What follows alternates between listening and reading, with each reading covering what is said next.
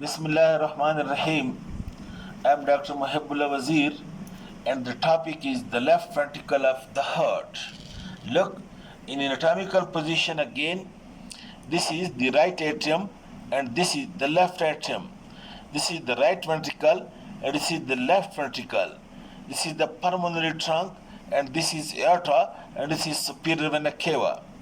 In anatomical position you can see that the left ventricle, it lies to the left and slightly posterior to the right ventricle, which lies anterior and to the right of the left ventricle. And you can see that the left ventricle is separated from the left atrium by this coronary sulcus, and it is separated from the right ventricle by anterior interventricular groove or anterior interventricular sulcus, which contains the anterior descending artery. And posteriorly it is being separated, this left ventricle is being separated from the right ventricle by posterior interventricular groove or posterior interventricular sulcus, which contains the posterior descending artery. And note in anatomical position, this left ventricle, this is the sternocostal surface, and the sternocostal surface is formed mostly by the anterior surface of the right ventricle, and some part is being formed by the left ventricle. And in the inferior surface and diaphragmatic surface is being formed again, you can see mostly by the posterior surface of the left ventricle and some part of the right ventricle, while the left pulmonary surface is also performed by this left ventricle. And passing lower down, you can see this left ventricle. Lower down the left ventricle, it ends in the apex of the heart. It ends at the apex of the heart. Apex of the heart is being formed over here by the left ventricle, and this apex of the heart, it lies in the left fifth intercostal space at the mid clavicular line, or somewhat 8 to 9 centimeter from the mid sternal line. And if you put your hand, the pulsation of the apex of the heart, you can feel it over here, that we call it as the apex beat in the left fifth intercostal space. Okay, this is from external side, that it forms the sternocostal surface, left pulmonary surface, inferior surface, and apex of the heart, and separated from this structure like that. And the opening of the aorta into the left ventricle, it is being overlapped by this pulmonary trunk. So when you lift the pulmonary trunk deep to it, you will see the base or the starting point of the aorta from the left ventricle. Okay, now when you open the left ventricle, you would see, that the left ventricle is the larger and the stronger. Its muscular thickness or myocardium is more strong than any other part of the heart. And this pump must be strong because it has to push the blood to whole body parts from the top to the toe. That's why this muscular pump should be strong. Okay, and the interior of this left ventricle, the right ventricle, are having many muscular ridges. Look, these muscular ridges, and these muscular ridges are being called as trabeculae corni. These ridges are called as trabeculae corni, and these trabeculae corni are of three types. Some muscular ridge simply lies on the wall of the ventricle. These are simply called as muscular ridges, while some are like that, attached at one end and at another end and free in the middle. Such muscular ridges are called as bridges. Well, the third type of the muscular ridges are those ones which are attached through the chordae tendineae to the cusp of the the mitral valve.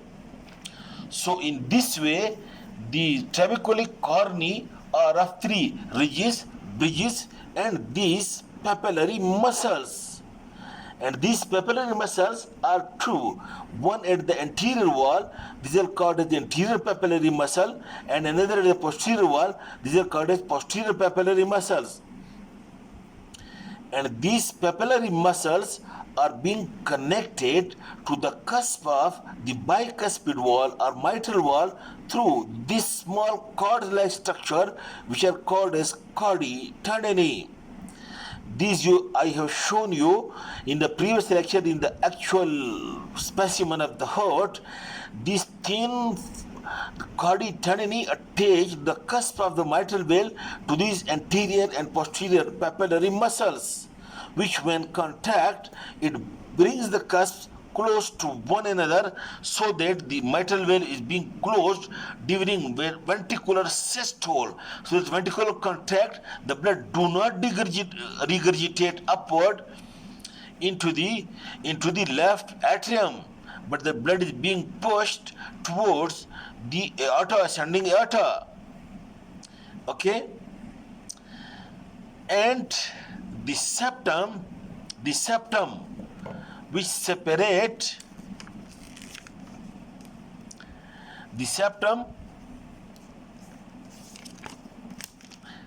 look, this is the interventricular septum. It is again strong as compared, look, the wall of muscular wall of this atrium, ventricle, and this ventricle.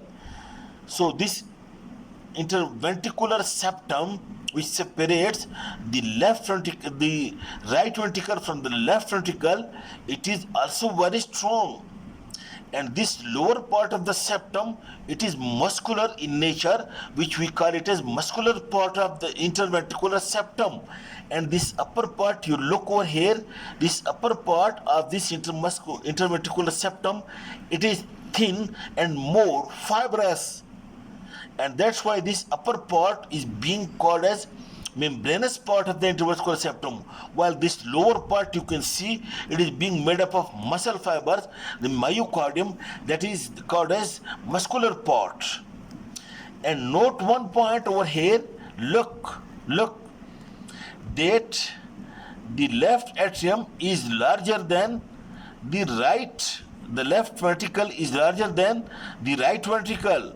So over here, some part of the membranous part of the interventricular septum, it lies between the right atrium and the left ventricle. That's why this uppermost part of the membranous part of the interventricular septum can also be called as atrioventricular septum. Normally, the two atria are being separated by interatrial septum, and the two ventricles are being separated from the interventricular septum. But the interventricular septum, the lower part is muscular and the upper part is membranous. And the membranous part then again consists of the uppermost part, because the size of the left ventricle is much bigger, much there, and it ascends higher, and over here the uppermost part of the septum separates the left ventricle from the right atrium. That's why this part is also called as atrioventricular part. Otherwise, this upper part is being called as the membranous part. Okay. Then this is all about the left ventricle, and then the two orifices or valves, that is the bicuspid and the aortic valve, I discuss in the next lecture. Thank you.